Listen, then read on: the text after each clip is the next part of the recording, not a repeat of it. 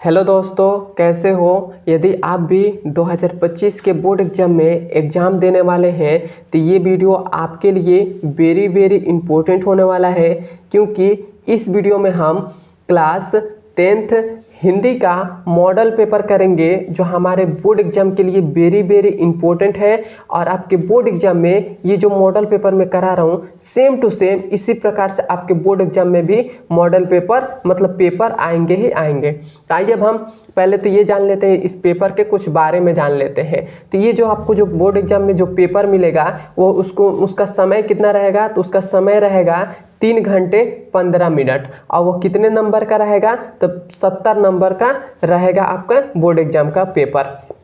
उसके बाद है हमारा जो 15 मिनट, जैसे 3 घंटे 15 मिनट का हमें समय मिलेगा, तो उसमें से जो हमारा 15 मिनट है वो हमको केवल जो पेपर मिलेगा उसको पढ़ने के लिए मिलेगा 15 मिनट। और जो हमारे पास 3 घंटे रहेगा उसको पेपर को हमको सॉल्व करना होगा। उसके बाद जो आपका पेपर होगा वो खंड 2 भागों में बटा होगा, खंड अ में और खंड ब में, मतलब 2 भागों में, खंड अ और खंड ब 2 भागों में बटा होगा। खंड अ में हमको क्या आएगा, तो खंड अ में हमें 20 बहुविकल्पीय प्रश्न पूछेंगे, और वो भी कितने नंबर का, तो वो भी एक नंबर का बहुविकल्पीय प्रश्न पूछेगा। और जो हमारे पास खंड ब रहेगा उसमें हमें 50 नंबर का मतलब लिखित पेपर 50 नंबर का हमें पूछेगा, उसमें हमको लिखना रहेगा। ये क्लियर हो गया। उसके बाद हमारे पास जो 20 नंबर का जो हमारे पास 20 नंबर जो बहुविकल्पीय प्रश्न मिलेंगे उसको हमें कहाँ भरना होगा, तो OMR सीट एक आपको मिलेगा, OMR सीट में आपको भरने के लिए मिलेगा। उसके बाद हमारे पास है इतना तो पेपर में आप जान लेते हैं, मतलब तो बहुत ही है। आइए अब हम इसके प्रश्न के बारे में जानते हैं। तो सबसे पहले हम खंड अ कर रहे हैं, क्या कर रहे हैं, खंड अ में हमें बहुविकल्पीय प्रश्न पूछेगा। तो खंड अ में हमारे पास पहला हमारे पास देखिए बहुविकल्पीय प्रश्न क्या है।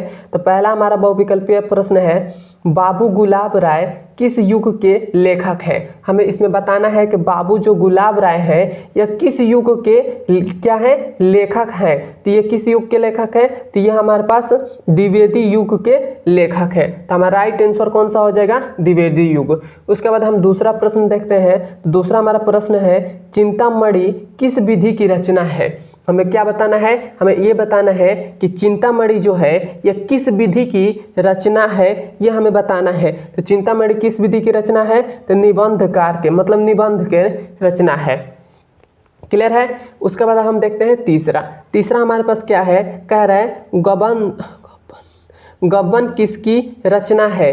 गब्बन, हमें इसमें ये बताना है कि जो ये गब्बन है ये किसकी रचना है। तो गब्बन जो है ये किनकी रचना है, तो मुंशी प्रेमचंद्र की रचना है। किनकी रचना है, मुंशी प्रेमचंद्र की।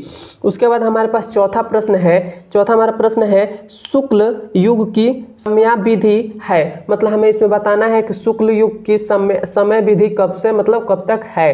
तो इसकी समय विधि हमारे पास कौन सी हो जाएगी, हमारे पास इसकी समय विधि 1919 से लेकर 1938 तक रहता है शुक्ल युग का समय विधि। तो हमारे पास राइट आंसर कौन सा हो जाएगा, बी ऑप्शन सही हो जाएगा। उसके बाद हमारे पास पांचवा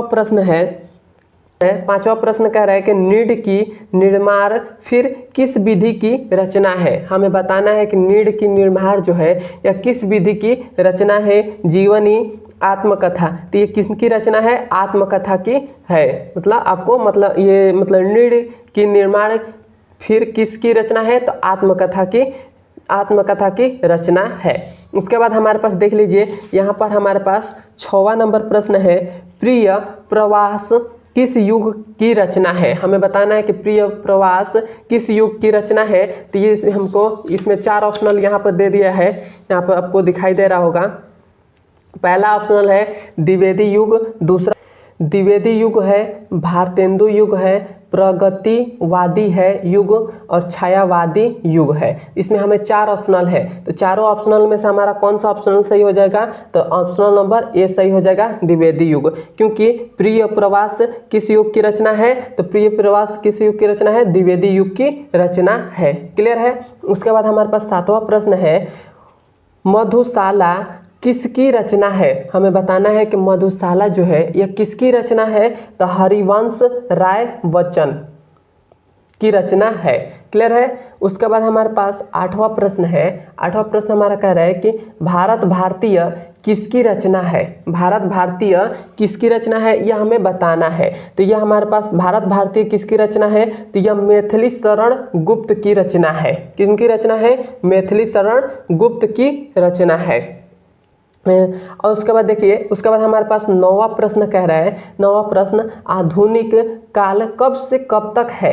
ये प्रश्न मैं आपको नहीं बताऊंगा, इसका आप उत्तर आप मुझे कमेंट में बताइएगा कि इसका उत्तर क्या होगा। आधुनिक काल कब से कब तक रहेगा, मतलब कब तक रहता है, ये आपको बताना है, कमेंट में आपको बताना है। उसके बाद हमारे पास 10वां प्रश्न है। 10वां प्रश्न कह रहा है कि मतीराम किस युग की कवि है, मतलब हमें बताना है कि मतीराम जो है यह किस युग के कवि है। तो हमारे पास 4 ऑप्शनल है, आधुनिक काल, आदिकाल, भक्ति काल, रीतिकाल, इसमें बताना है। तो ये किसकी मतलब किनकी है, तो ये हमारे पास हो जाएगा रीतिकाल के। क्लियर है। उसके बाद हमारे पास है हास्य रस का अस्थाई भाव क्या है। हास्य रस का अस्थाई भाव क्या है, तो इसका हास्य रस का अस्थाई भाव क्या होता है, हास होता है। क्लियर है। उसके बाद हमारे पास है 12 नंबर प्रश्न कह रहा है कि अब हमारे पास 12 नंबर प्रश्न है। 12 नंबर प्रश्न हमसे कह रहे हैं कि सोहत ओढ़े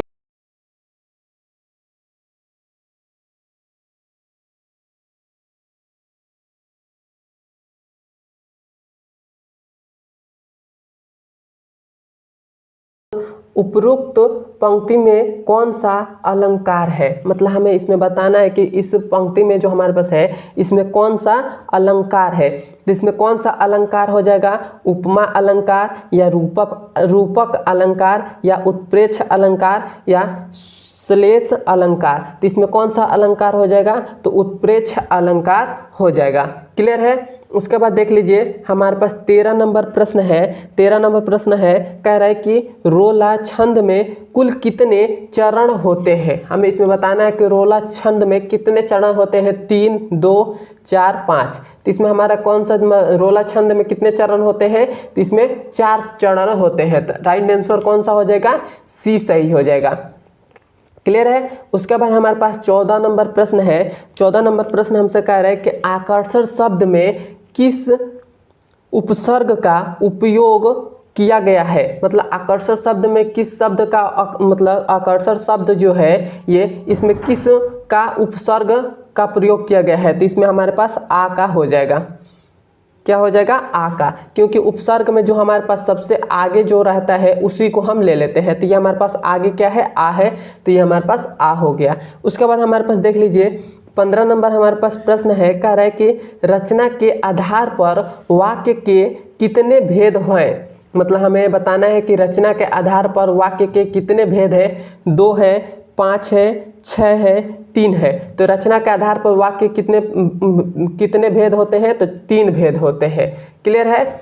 अब देखिए, अब हमारे पास 16 नंबर प्रश्न है। 16 नंबर प्रश्न हमसे कह रहा है कि पीताम्बर में कौन सा समास है। हमें बताना है कि पीताम्बर में कौन सा समास है। हमारा पीताम्बर में तो हमारे पास कौन सा समास हो जाएगा, बहुव्रीहि समास है।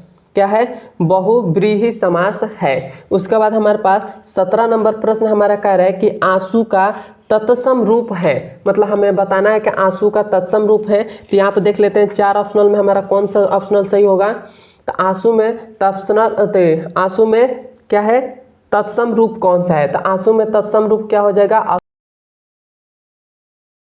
और ए सही हो जाएगा। क्लियर है। उसके बाद हमारे पास 18 नंबर हमारे पास प्रश्न कह रहा है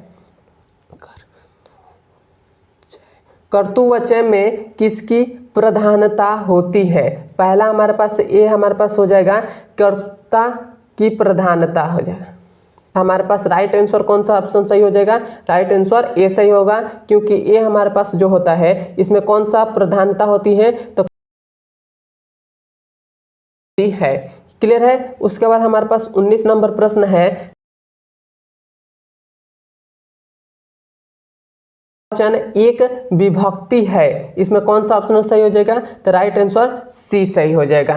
क्लियर है। उसके बाद हमारे पास है 20 नंबर प्रश्न कह रहा है कि निम्नलिखित में से सर्वनाम कौन सा है। हमें 4 ऑप्शनल दे दिए गए हैं, इसमें बताना है कि कौन सा क्या है सर्वनाम है। तो सर्वनाम हमारा कौन सा ऑप्शन सही हो जाएगा, वह हो जाएगा, क्योंकि वह जो है यह क्या है सर्वनाम है। तो क्लियर हो गया। तो यहाँ पर हमारे पास 20 बहुविकल्पीय प्रश्न यहाँ पर खत्म हो जा रहे हैं। अब यहाँ से इसके आगे हमारे पास वर्णनात्मक प्रश्न चलेंगे, मतलब लिखित पेपर चलेंगे, जो हमारे पास ये हमारे पास खंड क्या होंगे, ये बी होंगे। इसमें हमारे पास टोटल हमारे पास कितने नंबर के ये होंगे, तो ये टोटल 50 नंबर के होंगे। तो इसमें देख लीजिए पहला हमारा प्रश्न क्या कह रहा है, कह रहा है कि निम्नलिखित गद्यांश पर आधारित 3 प्रश्नों के उत्तर दीजिए। मतलब ये जो हमारे पास ये जो लिखा गया है गद्यांश है, यहाँ से लेकर यहाँ तक इसमें 3 प्रश्न पूछे गए। देख लीजिए ये हमारे पास पहला प्रश्न है, ये दूसरा है, ये तीसरा है। तो इन तीनों प्रश्न का हमें उत्तर देना है। तो देख लीजिए पहला प्रश्न हमसे क्या कह रहा है, तो पहला प्रश्न कह रहा है उपयुक्त गद्यांश का संदर्भ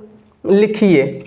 मतलब हमें इसमें लिखना है कि उपयुक्त गद्यांश का संदर्भ, मतलब ये जो हमारे पास गद्यांश पूछा गया है ये कौन से चैप्टर से पूछा गया है और इस चैप्टर का मतलब इनके लेखक का मतलब इस गद्यांश को किसने लिखा है, इनके लेखक कौन है। तो इनको मतलब ये जो हमारे पास है, यह कोई बात नहीं कि एक ही स्वभाव और रुचि के लोगों में मित्रता हो सकती है। तो ये किसने लिखा था, तो ये लिखा था आचार्य रामचंद्र शुक्ल जी ने लिखा था। पहला ही चैप्टर हमारे पास है मित्रता, ये चैप्टर से पूछा गया है। तो आप ऐसे इसका संदर्भ कैसे बोलेंगे, तो बोल सकते हैं आप कि प्रस्तुत पद्यांश हमारी पाठ्य पुस्तक के हिंदी के गद्य खंड मित्रता नामक पाठ से लिया गया है। इसके लेखक आचार्य रामचंद्र शुक्ल जी हैं। इतना आप लिख देंगे तो इसका संदर्भ हो जाएगा। या आपको ऐसे संदर्भ ना देकर बस इसे आपको पूछ सकता है कि इस पाठ का मतलब इस गद्यांश के पाठ का नाम और लेखक का नाम लिख दीजिए। ऐसे आपके बोर्ड एग्जाम में पूछ सकता है। उसके बाद हमारे पास दूसरा नंबर प्रश्न है, कह रहा है कि गद्यांश के रेखांकित अंश की व्याख्या कीजिए। मतलब हमें क्या करना है, ये जो हमारे पास रेखा दिया गया है, ये रेखा ऐसे खींची गई है यहाँ तक, इसकी हमें क्या करना है, व्याख्या करना है। तो व्याख्या में आपको कुछ भी नहीं करना है, व्याख्या बहुत ही आसान है। क्या करना है, ये जो बात लिखा गया है कि यह कोई बात नहीं एक ही स्वभाव और रुचि के लोगों में मित्रता हो सकती है, तो केवल अपने भाषा में इसको लिख देना है और उस रेखांकित अंश की वही व्याख्या हो जाएगी। क्लियर है। उसके बाद हमारे पास तीसरा नंबर प्रश्न है, कह रहे हैं कि लेखक के अनुसार देखकर लोग एक दूसरे की ओर क्यों आकर्षित होते हैं। तो इसका तीसरा का प्रश्न खोजना बहुत ही आसान है। क्यों हमें आसान है, क्योंकि हमें इसमें देख लीजिए इसमें क्या कह रहा है कि लेखक के अनुसार समाज में विभिन्नता देखकर लोग एक दूसरे की और क्यों आकर्षित हो रहे हैं। तो इसमें देख लीजिए ये बात जो लिखा है, विभिन्नता देखकर लोग एक दूसरे की और क्यों आकर्षित हो रहे हैं। तो यहाँ पर देख लीजिए इसका प्रश्न है इसका उत्तर इसी में रहता है हमेशा। तो इसमें एक पहला आकर्षण है, तो आकर्षण इसमें खोज लीजिए। तो हमारे पास देख लीजिए इसमें आकर्षण कहाँ पर है, देख लीजिए यहाँ पर हमारे पास है आकर्षण। तो यहाँ पर आपका ये आकर्षण यहाँ पर है, तो ये पैराग्राफ कहाँ से शुरू है, तो यहाँ पर शुरू है। तो यहाँ पर ये आप क्या लिखा है, ये लिखा है कि समाज में विभिन्नता देखकर लोग एक दूसरे की ओर आकर्षित होते हैं। तो ये बात हमने क्या मतलब, विभिन्नता को देखकर लोग एक दूसरे की ओर आकर्षित होते हैं जो गुण हम में नहीं है। मतलब इसका कहने का मतलब है कि जो गुण हम में नहीं रहता है तो और हम वो गुण किसी दूसरे में देखते हैं तो हम उसकी की ओर क्या होते हैं, आकर्षित होते हैं।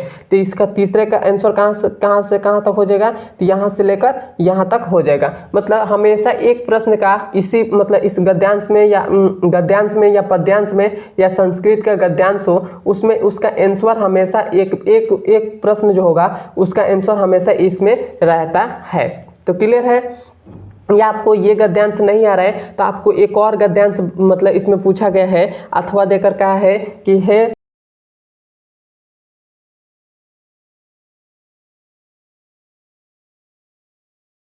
इसमें भी सेम वही बात मतलब लिखा गया है, उपयुक्त गद्यांश का संदर्भ लिखना है। उसके बाद रेखांकित अंश की हमें व्याख्या करना है। उसके बाद तीसरा हमारे पास प्रश्न है कि ममता द्वारा किस कार्य को ईश्वर की इच्छा के विरुद्ध बताया गया है। मतलब इसमें हमें कह रहा है कि ममता के कार्य के ईश्वर के किस इच्छा के विरुद्ध हमें बताया गया है। तो इसमें इसका आंसर इसी में होगा। आप बस देख लीजिएगा, ईश्वर या इच्छा या विरुद्ध, ये तीनों शब्द आप देख लीजिए कहाँ इस गद्यांश में मिल रहा है, और उसी को अब वो जो पैराग्राफ है जहाँ से शुरू है उस वहाँ और जहाँ पर अंत हो रहा है वहाँ तक लिख दीजिएगा, इसका आंसर हो जाएगा। तो मैं आपको ईश्वर और इच्छा और विरुद्ध, यहाँ पे देख लीजिए इस इच्छा और विरुद्ध, तो यहाँ से लेकर और इसका आंसर कहाँ तक हो जाएगा, यहाँ तक है, तो यहाँ तक आप लिख दीजिएगा, तीसरे का आंसर हो जाएगा।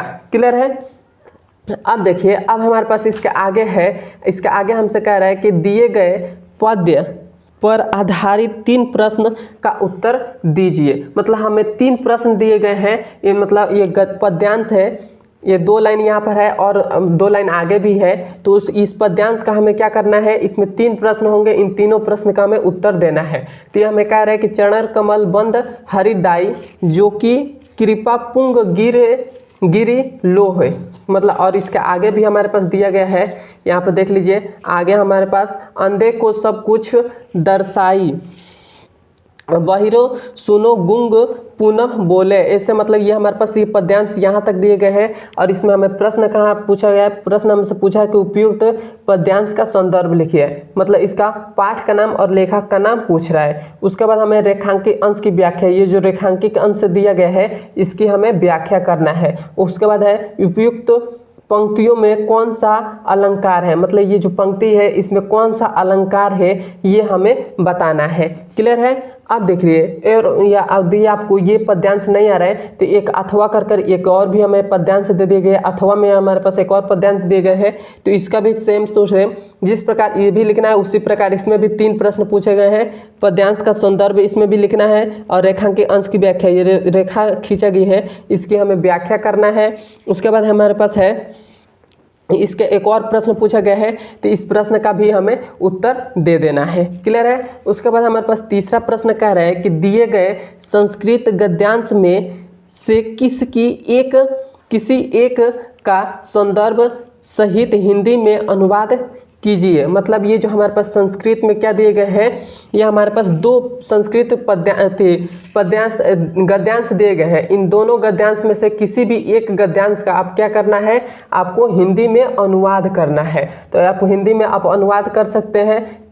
उसके बाद हमारे पास देख लीजिए, चौथा नंबर प्रश्न हमारा कह रहा है कि दिए गए संस्कृत पद्यांश में से किसी एक का संदर्भ सहित हिंदी में अनुवाद कीजिए। मतलब ये हमारे पास 2 पद्यांश दिए गए हैं संस्कृत का, ये पहला हमारे पास है और ये हमारे पास दूसरा है। इन दोनों का आपको क्या करना है, इसका संदर्भ लिखना है, वो भी किसमें, हिंदी में लिखना है। अब देखिए, अब हमारे पास 5वां नंबर प्रश्न है। 5वां नंबर प्रश्न कह रहा है कि अपने पठित खंड काव्य के आधार पर निम्नलिखित प्रश्नों में से किसी एक का उत्तर दीजिए। मतलब इसका कहने का मतलब क्या है, जैसे हमारे ज़िले में ये जो हमारे पास है, यहाँ पर आपको देख लीजिए, यहाँ पर हमारे पास ये 9 हमारे पास दिए गए हैं। तो इसमें से आपके जो ज़िले को होंगे, जैसे मेरे ज़िले का क्या है, मेवाड़ मुकुट है, तो आप मेरे ज़िले का मेवाड़ मुकुट है, तो मेरे ज़िले के जैसे देवरिया ज़िले के जितने भी होंगे वो सब के सब क्या लिखेंगे, मेवाड़ मुकुट लिखेंगे। मेवाड़ मुकुट आपके जो सर है जो पढ़ाए होंगे वो बताए होंगे, या आपको नहीं मतलब मेवाड़ मुकुट के बारे में नहीं मालूम है तो मुझे मतलब कमेंट में करिएगा कि मुझे नहीं मालूम है, मैं आपको मेवाड़ मुकुट बता दूंगा। तो आपको मेरे ज़िले में थे मेवाड़ मुकुट चलता है, आपके ज़िले में जो भी चलता होगा वो आप बोर्ड एग्जाम में लिख दीजिएगा। लेकिन ये सब नहीं लिखना है, केवल एक प्रश्न का उत्तर देना है। क्लियर है। अब देखिए, अब हमारे पास 6वां नंबर प्रश्न कह रहा है कि दिए गए लेखकों में से किसी एक का जीवन परिचय लिखते हुए उनकी एक प्रमुख रचना का उल्लेख कीजिए। मतलब हमारे पास 3 जीवन परिचय दिए हैं, डॉक्टर राजेंद्र प्रसाद, जयशंकर प्रसाद, आचार्य रामचंद्र शुक्ल। इन तीनों जीवन परिचय में से किसी भी एक, मतलब इन तीनों जाने में से किसी भी एक का जीवन परिचय आपको लिखना है और इनकी एक रचना भी लिखना है। क्या, इनकी एक रचना लिखनी है। रचना लिखनी है। तो यदि आप इनका जीवन परिचय और रचना भी लिख देते हैं तो आपको कितना नंबर मिल जाएगा, आपको 5 नंबर का मिलेगा, क्योंकि जीवन परिचय जो आता है वो 5 नंबर का रहता है। उसके बाद फिर से हमारे पास क्या है, अब हमारे पास 6वां नंबर प्रश्न में दूसरा प्रश्न है, 6वें का ही ये ख प्रश्न है। इसमें भी हमें कह रहा है कि दिए गए कवियों का, मतलब ये तो हमारे पास क्या थे, लेखक का जीवन परिचय था। अब हमें इसमें कवियों का हमें बताना है। तो ये हमारे पास 3 कवि हैं, इन तीनों कवि का आपको क्या करना है, जीवन परिचय लिखना है और इनकी भी एक रचना लिख देनी है। यदि आप इनका जीवन परिचय एक रचना भी लिख देते हैं तो आपको 5 नंबर मिल जाएगा। क्लियर है।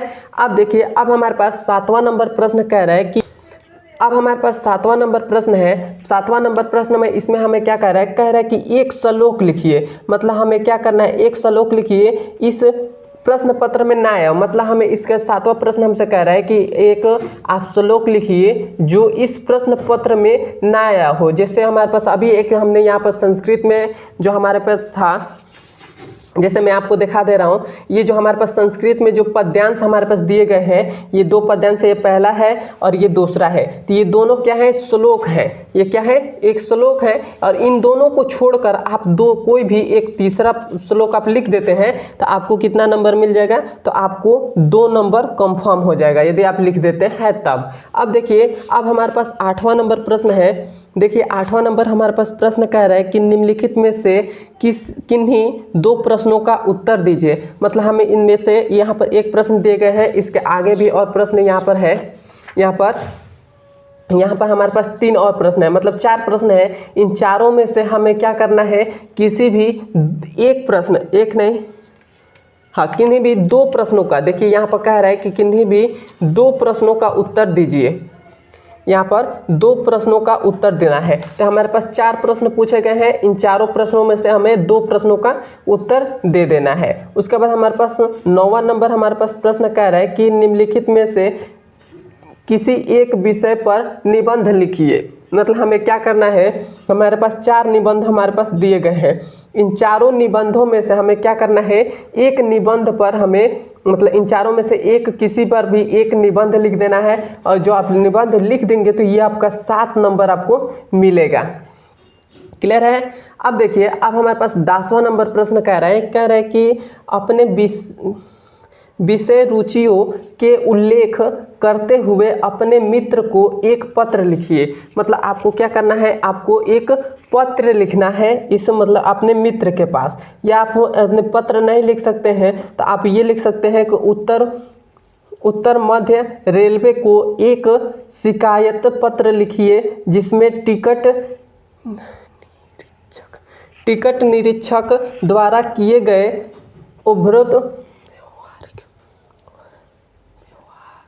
व्यवहार का उल्लेख हो। इसमें आपको लिखना है। तो आपको दोनों में से कोई भी आप एक लिख देते हैं तो आपको कितने नंबर मिल जाएगा, तो आपको 4 नंबर मिल जाएगा। यदि आप लिख देते हैं तो आपका 4 नंबर कंफर्म हो जाएगा। और सेम टू सेम इसी प्रकार से आपके बोर्ड एग्जाम में भी पेपर आएंगे। यदि आप इस पेपर को सॉल्व कर लेते हैं तो आपके बोर्ड एग्जाम में बहुत ही आपका अच्छा मार्क्स आएगा। और मैं गारंटी के साथ कह सकता हूँ, इस पेपर को आप सॉल्व कर लेते हैं तो इसमें से मतलब मान लेता हूँ कि 70 नंबर का पेपर ये जो है, तो 50 नंबर तो इसमें इस पेपर को तैयार कर लेंगे तो 50 नंबर आपका कंफर्म हो जाएगा कि 50 नंबर आपका कंफर्म है। और जो हमारे पास 20 प्रश्न, मतलब 20 नंबर का जो बच रहा है, आप थोड़ा बहुत पढ़ लेंगे तो आपको अभी 20 हो जाएगा। मतलब 70 में आपका 70 नंबर कंफर्म हो जाएगा। तो अब